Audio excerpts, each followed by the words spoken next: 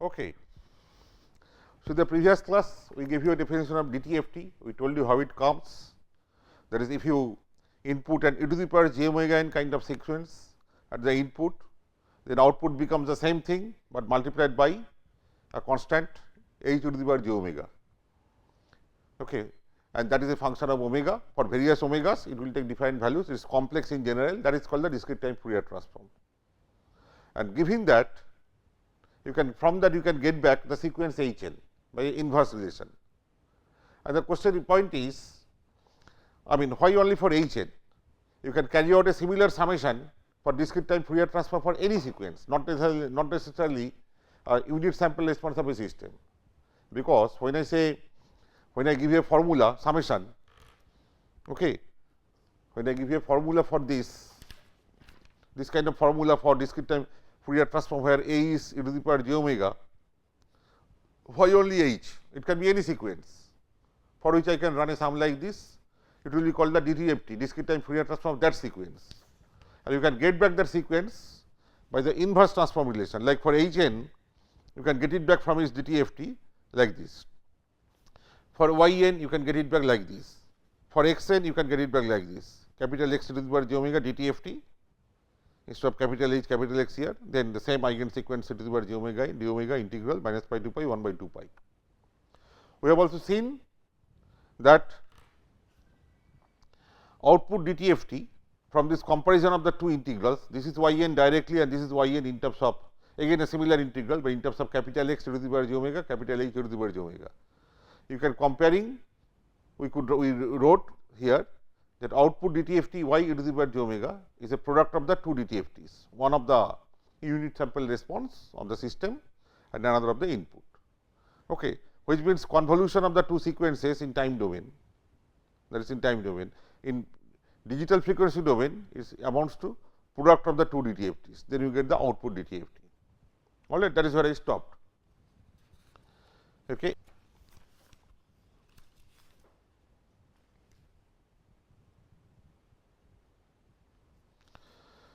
This function for any sequence we write like this: if x n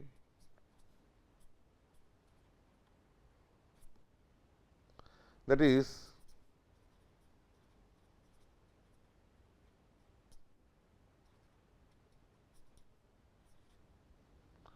this is given, you can see this entire function firstly complex. If you want to plot it versus omega, this function has got a real part and imaginary part. Okay, that is real part of this DTFT plus j times imaginary part of this total function, right. Or alternatively, mod is the polar form, this is a rectangular form a plus j b, that kind of form for a complex number, and this is you can alternatively write it as polar form, that is magnitude times e to the power j angle of, this is a phasor polar form. Now, in either way you see, if you want to plot this capital X e to the power j omega vis a vis omega, you need to plot two things, like here you need to plot the magnitude part as a function of omega and phase angle as a function of omega. Two things are required, then only you get a complete description of x. Alternatively, in this form, rectangular form, you again need to plot the real part of this DTFT versus omega, and again you have to plot imaginary part of DTFT versus omega. Then only you get a complete picture. Okay. Now, often, and especially in the case of this polar form, we might just take care of the magnitude plot, do not show the corresponding phase response plot, phase, that is phase part versus omega, but whatever logic we say with respect to this magnitude response, same will be applicable for this, that can be easily seen. Okay. But technically a complete plot of DTFT versus omega, that is frequency response or spectrum we call it DTFT spectrum of x m, which is this plotting of this DTFT versus omega, that actually always requires two plots, one of magnitude versus omega, another is phase versus omega, or equivalently one of the real part, one of the imaginary part versus omega. Although between the two we normally prefer this polar form. Now, this function DTFT, suppose omega I replace by omega is radian, right? Its digital frequency unit is radian. So, this radian plus another 2 pi radian. If I replace omega by that, what happens to the right hand summation? RHS becomes j omega plus 2 pi r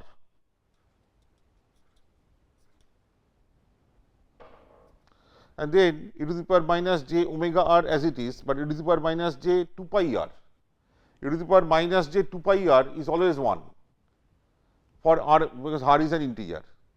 E to the power j 2 pi, e to the power minus j 2 pi, e to the power j 4 pi, e to the power minus j 4 pi dot dot dot, they are all having value 1. All right. This I believe you know. So, you will get back x of r e to the power minus j omega r, which is nothing but your original DTFT, which means DTFT here if I replace omega by omega plus 2 pi, okay, I get back the same thing. So, this is periodic, over omega. So, if you take the magnitude and phase, I am normally plotting like this, but this is wrong. I should plot mod versus omega, I should plot angle versus omega, but just to make my point, I am just plotting it any plot versus omega, say maybe pi here minus pi here. Then if we extend from pi to 3 pi with 2 pi here and minus 2 pi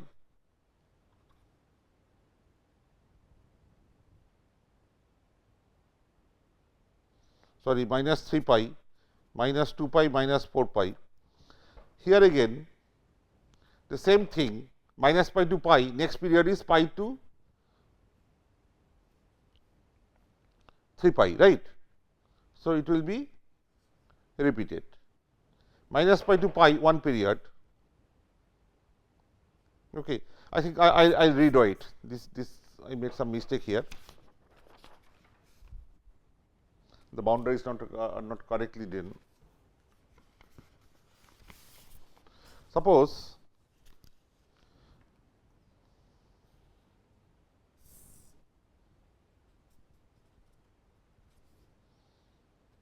minus pi to pi, that is one period, then pi to 3 pi, minus pi to minus 3 pi. So, whatever you have here, that will be repeated over this, over this. So, if you have things like this, suppose,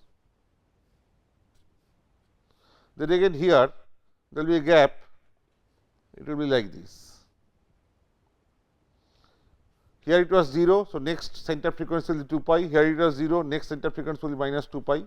So, there is a gap, because this gap and this gap. So, on this side also this gap. The same thing from minus pi to pi, that gets repeated here like that. So, it will be like this, continue. It is a periodic function of omega. Normally, it should be magnitude versus omega and parallelly phase versus omega. Another plot, phase versus omega, both will be periodic over omega over a period of 2 pi. Normally, we do not put a magnitude, sometimes just write this to indicate that I am indicating both, but that is actually technically wrong, because I should have magnitude separately, phase separately. But nevertheless, does not matter, because my point is here is to show that it is periodic on omega. So, for that I just plot capital X e to the power j omega right here, okay, because the argument is clear. The same logic, if I write as magnitude here and phase here, same logic will be varied there. All right.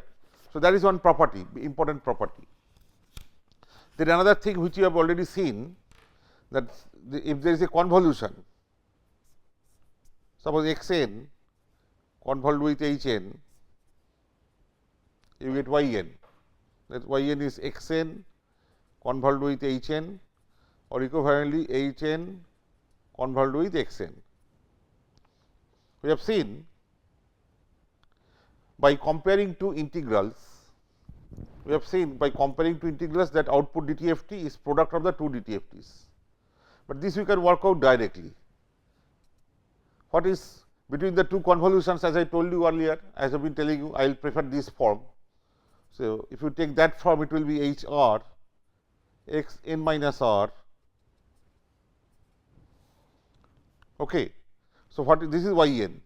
So, what is y e to the power j omega? If I compute directly, y n e to the power minus j omega n by the DTFT formula, y n e to the power minus j omega n, that is directly you can compute the DTFT, but this y n now I replace by this much, that is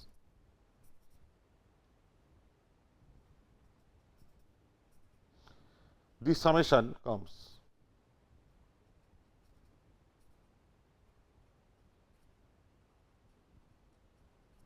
This comes, and then outside e to the power minus j omega n. Now, you have a double summation, as I told you in DSP, whenever you come across double summation, next step is to interchange the two. So, this summation suppose comes out, and inside you have got summation over n, h of r, it does not depend on n. So, this quantity can come out as common. You have got x n minus r, it remains inside. First I interchange the two, then from inner summation h r comes out, because inner summation now is with respect to n, h depends on r not on n. So, it can come out as common, and inner I have got x n minus r, that depends on n. So, it remains e to the power minus j omega n, that depends on n. So, it remains. This is the thing. Now, I have got n minus r, and I have got e to the power minus j omega n. Suppose I want to make it n minus r.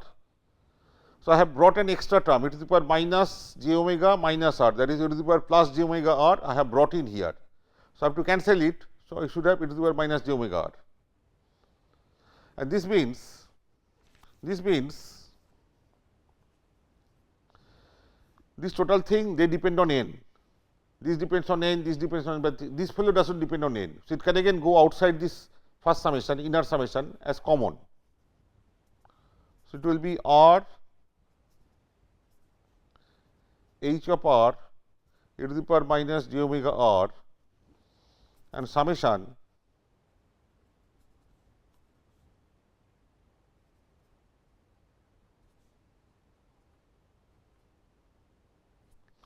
now n minus r, you can give a name m. So, if n is minus infinity, m also minus infinity. R is fixed from outside, so R is a constant in the inner sum, because R is coming from here. Once you choose R, when you go here, R is fixed. So, R has a fixed value. N is varying from minus infinity to infinity. So, as n goes to minus infinity, m also goes to infinity, minus infinity. And when n goes to plus infinity, this also goes to plus infinity. So, I write in terms of m, n minus r, I write as m, this is m now. Now, what is happening? In the outer sum, first you choose a r, then carry out the product h r e to the power minus j omega r, hold it. Then for that r, you run this summation. Then choose another r, carry out this product, then hold it. For that r, again run this summation. But this summation is independent of r. Now, it is m. For any, this summation is what? You can see this is nothing but DTFT of x m. For any m you choose, summation minus infinity to infinity e to the power minus j omega m. Okay. So, you get this, and this again does not depend on r. This summation is a constant, independent of r, independent of any index. So, this will go outside. So,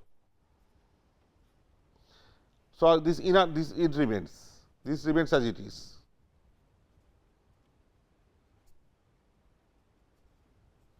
But what is this? This is again DTFT of Hn sequence.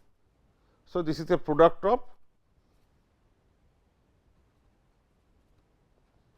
then I get the proof directly.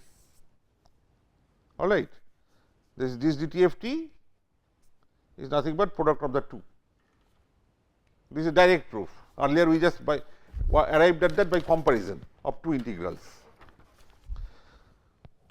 So, that means output y n is an inverse, we have already seen this, I am rewriting, is an inverse DTFT of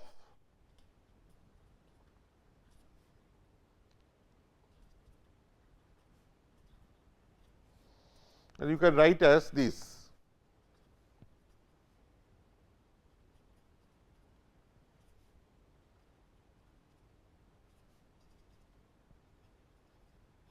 This has a good physical interpretation. You see, this is the sequence, because this is dependent on n. Okay, this is the sequence. The integral is with respect to omega, that is, you are carrying out this is the amplitude of the sequence. This is like a carrier e to the power j omega n is like the time axis, instead of time it is just an index, but it is pointing to the time axis, just discretized, and it is multiplied by an amplitude which is independent of n. And you are superimposing several such carriers by varying omega continuously, not only one frequency, but various frequencies continuously over this patch, and then adding all of them. So, it is a superposition of various carriers of continuously varying omega. Okay. Now, this amplitude part, one is coming from input, okay. Another is by your design. So, magnitude of the amplitude is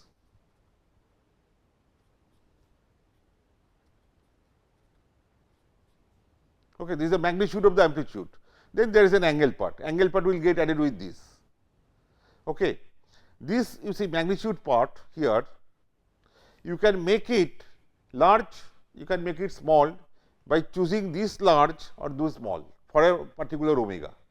For certain range of omega, you can make the magnitude of this response DTFT large, and for certain ranges of omega, you can make this small, which means input DTFT will be amplified for certain ranges of omega, and they will disappear, they will become 0 or very small in certain other ranges of omega, where you design your system to be such that the corresponding DTFT mod DTFT has very low value, almost 0 at those ranges of omega.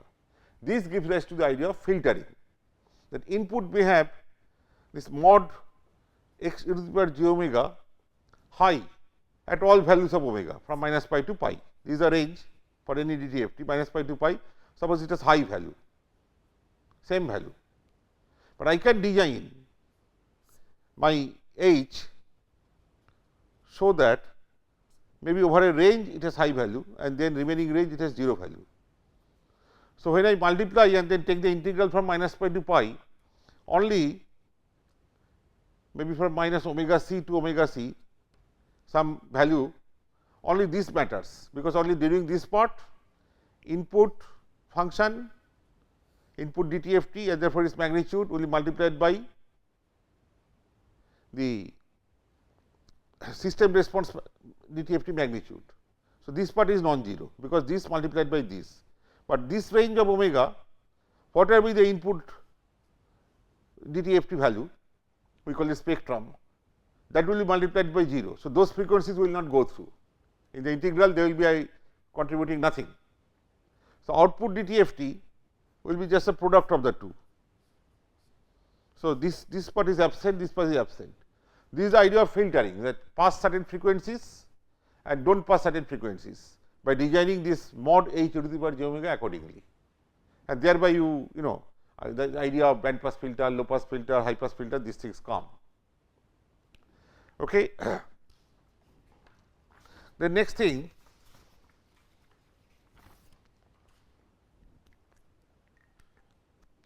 I have assumed this summation DTFT it exists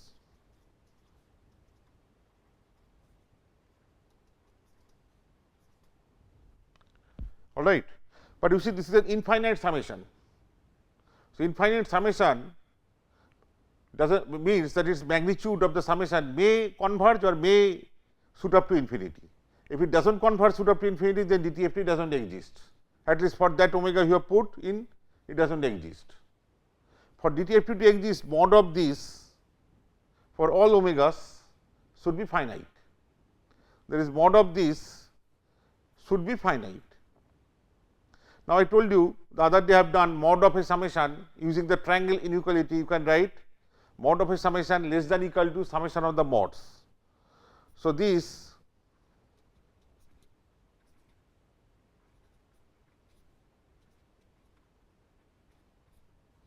is less than equal to summation of mod over this, and mod of a product is product of mods, and mod of e to the power j omega n. But you see e to the power minus j omega n, its mod, there is magnitude is 1. So, this is nothing but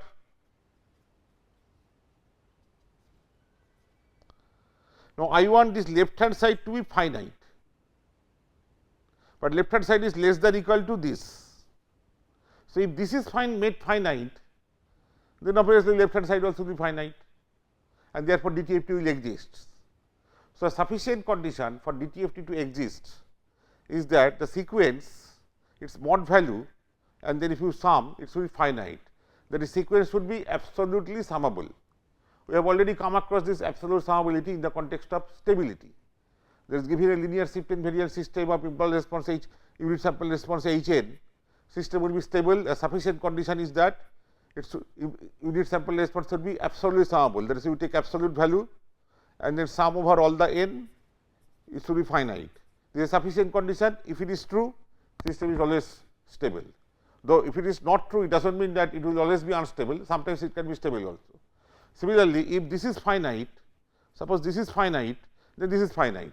So, DTFT will always exist, but it does not mean that if it is not absolutely summable, there is a absolute value and summed.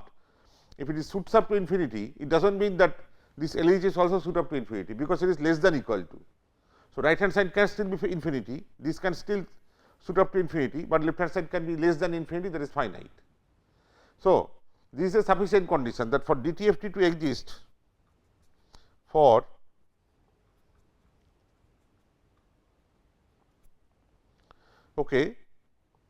sufficient condition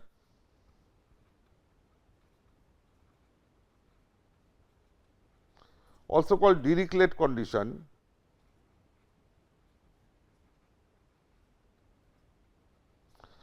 is that if you take the absolute value of every sample of the sequence x n and then sum the absolute values over all the indices, the sum should be finite, that is summable. If it is satisfied, this mod is less than infinity, the DTFT exists. But it does not mean that if it is not satisfied, DTFT does not exist, because this is less than equal to this. So, it can be less than the right hand side also, and if right hand side goes to infinity, still the less than sign will imply that left hand side is finite. It is less than or equal to. Equal to means left hand side also will be infinity, then does not exist, but less than means it may exist. But if the right hand side is less than infinity, this is finite, I am very happy, then DTFT always exists. This is a sufficient condition. All right.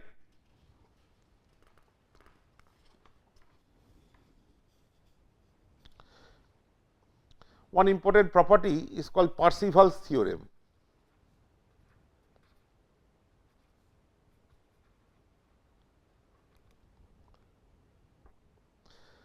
If I suppose take the mod value of every sample, square it up, it will give me the power, instantaneous power in that sample, and if I add over all of them, I will get a total energy in the signal. Okay. If the energy is finite, it is called energy signal. If the power is finite, but summation is not finite, I call it a power signal. Okay.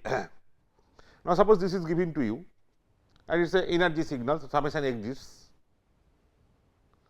Then I can write it x n into x star n, because mod x n square means like mod z square means z into z star. So, x n into x star n. Then x n I can replace by its inverse DTFT relation,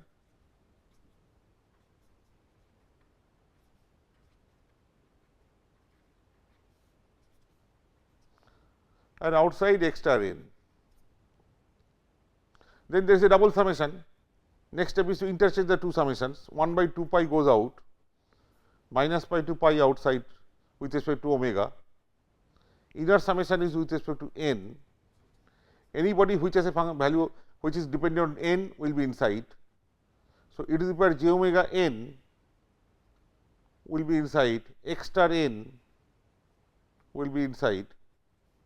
This guy does not depend on n, so it will be common outside, and d omega. Now, this summation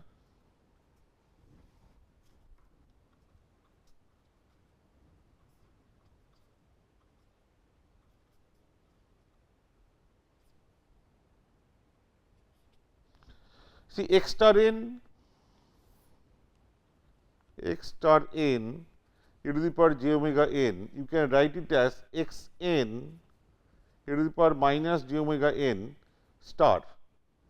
Conjugate of a product is product of conjugates. We have seen the other day, again I am reminding you. Suppose Z1 is R1 e to the power j theta 1, Z2 another complex number R2 e to the power j theta 2. So, you have got Z1 Z2 as Z, you have got R1 R2 e to the power j theta 1 plus theta 2. You have got Z star,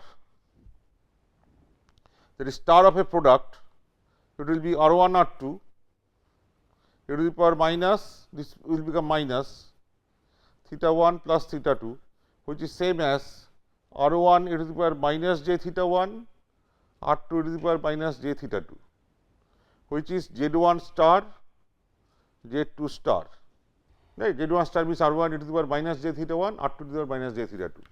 So, star of a, these are basic things you should know, but I am not taking any chances. So, I am carrying it out.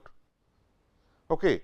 So, Z1 Z2 was Z star on that is star of the product is product of stars. So, x star n e to the power j omega, and I can write like this, because star of this product means star here x star n and star here. So, minus will become plus. So, this summation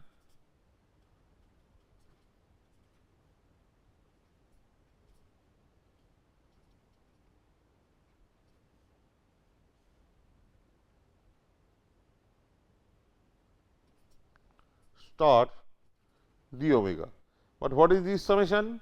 DTFT. So, it will be for any omega x, capital X e to the power j omega here and its conjugate here. So, this will be x star, with a star it will be x star e to the power j omega. So, x e to the power j omega, x star e to the power j omega, it will be minus pi to pi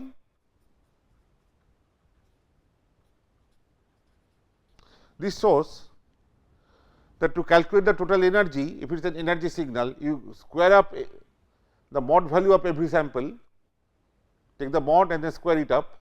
So, that is an instantaneous power of that sample, and then sum it over all the index, there is a total energy that you are computing in time domain. You can do the same thing in frequency domain, take the mod value of the DTFT, square up and integrate over all omega from minus pi to pi, just multiply by 1 by 2 pi.